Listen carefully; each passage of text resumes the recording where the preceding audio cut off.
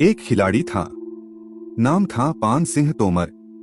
वो दौड़ता था, इतना तेज दौड़ता था कि लोग कहते थे ये इंसान नहीं, तूफान है। उसके कदमों में रफ्तार थी, आंखों में सपना था और दिल में सिर्फ एक जज्बा, देश के लिए कुछ कर दिखाने का। वो भारतीय सेना में था।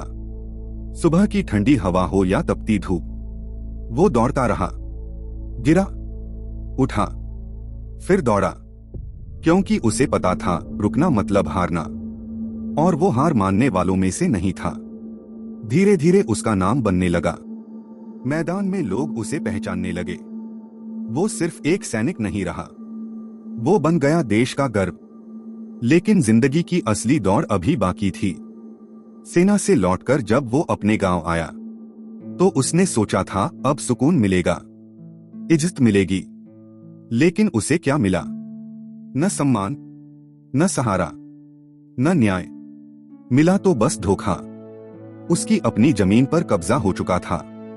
जिन पर उसने भरोसा किया, वही उसके खिलाफ खड़े हो गए। उसने दरवाजे खटखटाए, पुलिस के पास गया, अधिकारियों के पास गया, लेकिन हर जगह उसे सिर्फ इंतजार मिला, टालमटोल मिला। और धीरे धीरे उसके अंदर का खिलाड़ी टूटने लगा। सोचिए, एक इंसान जिसने देश के लिए दौड़ लगाई, जब उसी देश में उसकी आवाज दबा दी जाए, तो उसके दिल पर क्या गुजरती होगी। हर रात वो सोचता था, क्या मेरी मेहनत की यही कीमत है? क्या ईमानदारी का यही अंजाम होता है? और फिर एक दिन उसके सब्र का बांध टूट गया।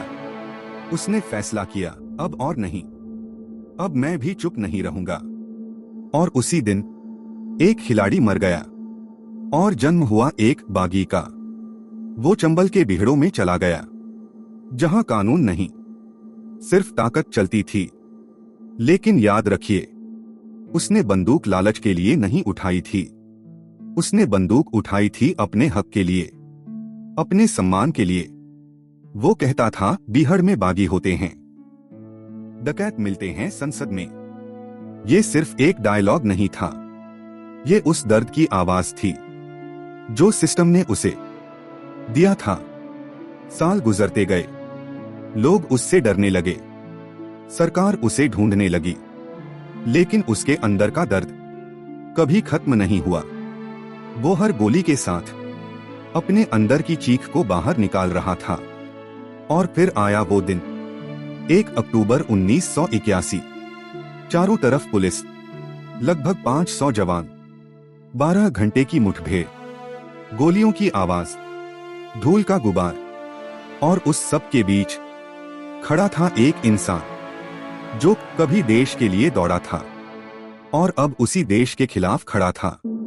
आखिरकार वो गिर गया, उसकी सांसें थम गईं।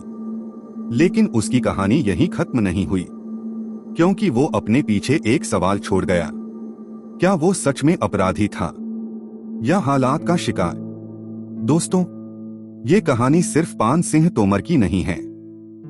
ये कहानी है हर उस इंसान की जो जिंदगी में ईमानदारी से मेहनत करता है, जो सपने देखता है और उन्हें पूरा करने के लिए दिन रात एक कर देता है।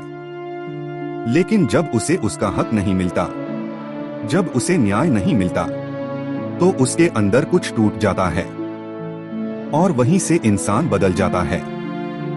इसलिए याद रखिए, जिंदगी आपको हमेशा 2 रास्ते देती है। पहला, हालात के सामने झुक जाओ, और दूसरा, हालात को बदलने के लिए खड़े हो जाओ।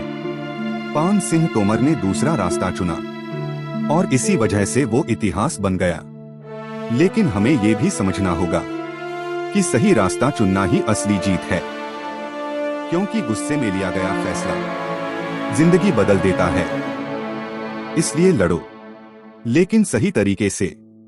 आवाज उठाओ, लेकिन कानून के दायरे में, क्योंकि असली ताकत बंदूक में नहीं, हिम्मत और सच्चाई में होती है। अगर ये कहानी आपके दिल को छू गई हो, तो याद रखिए, इंसान बुरा नहीं होता, हालात उसे बुरा बना देते हैं। लेकिन असली हीरो वही होता है जो बुरे हालात में भी सही रास्ता चुनता है। यही असली जीत है, यही असली हिम्मत है, यही असली जिंदगी है।